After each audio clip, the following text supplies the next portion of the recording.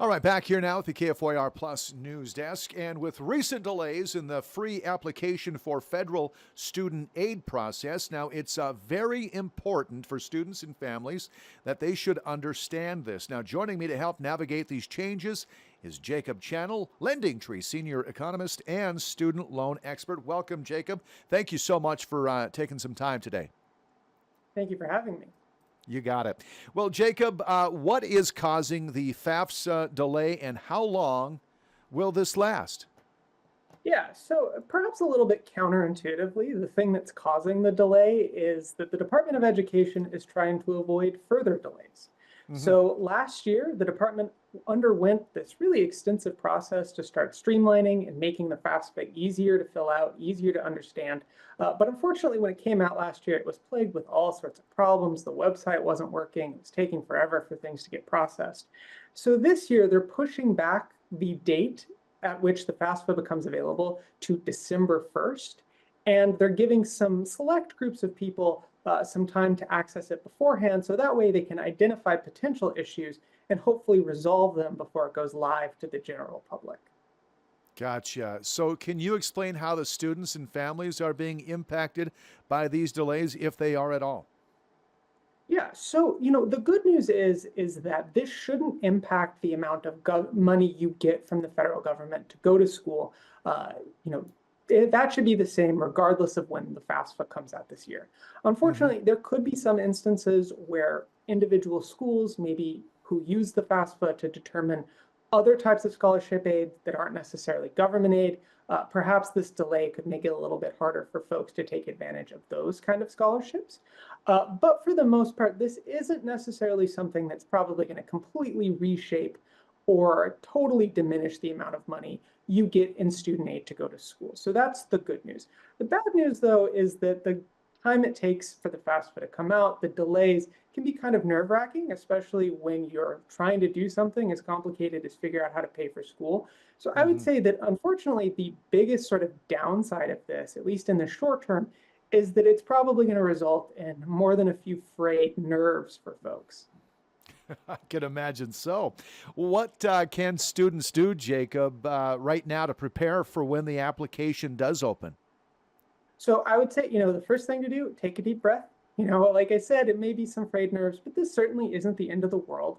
And while you are waiting for the form to become available to everyone, you can start taking steps like sitting down with your parents or your legal guardian, or if you're filling out the FAFSA on your own, sitting down and gathering some necessary documents just in case you need them. You'll want, for example, last year's W-2. You might need some other bits of tax information, some information about your job, just general kind of documents that you need when you're filling out a government form. Included among them is stuff like your social security number. So if you don't know what your social security number is, you should probably take the time now to figure that out. So in a nutshell, what I'm trying to say is that you can use the time before the FAFSA comes out to just prepare necessary documents and sort of prepare yourself mentally for actually filling out the form. In other words, you shouldn't just sit on your hands and kind of wait for time to pass until the form becomes available. Instead, you should try to be a little bit more proactive.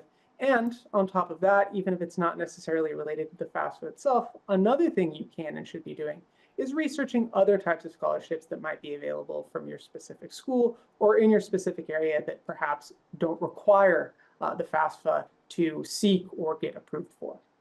Okay, so they're maximizing their financial aid opportunities while waiting for the portal to open here in December. What insights can you give and provide students and families on navigating this challenging period? Absolutely. So, like we've been saying, this is certainly not an ideal situation, and it can be, difficult for people to get through if for no other reason than it's anxiety inducing to have to wait for this portal to open and to have to sort of be kept in limbo about what age you may or may not get. Hmm. That said, the most important thing that I can kind of uh, tell people is that regardless of how annoying it may be, the FAFSA is extraordinarily important. So you should still make sure that you're setting out time to fill it out and that you are filling it out, even if it does come out a little bit later than ideal. Because worst case scenario, if you fill out the FAFSA, you may not get as much aid as you'd like. But best case scenario is you can get quite a lot of help to the tunes of thousands of dollars that you can use to put towards your education. So definitely don't ignore the FAFSA. Definitely don't allow this delay to completely sour your mood, and be sure that you still take the time to fill out the FAFSA when it becomes available in December. It sounds like it's a big headache right now, Jacob, but going forward, it's going to be a lot easier, I guess, user friendly for students and parents alike to fill it out through the portal.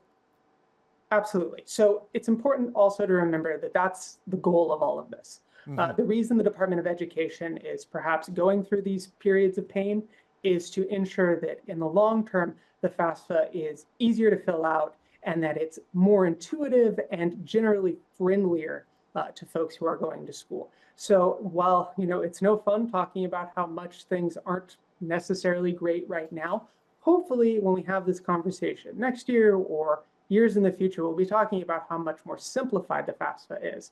And take it from somebody who had to fill it out about a decade ago when he went to school, the current FAFSA is certainly much more streamlined and much more user-friendly than the old version of the FAFSA is. So again, despite some of these headwinds, there is progress being made, and hopefully in the end, this will all be, for good instead of for ill. Jacob, I have a feeling that by the time your children are filling out FAFSA forms, you're going to have your robot fill it out for them.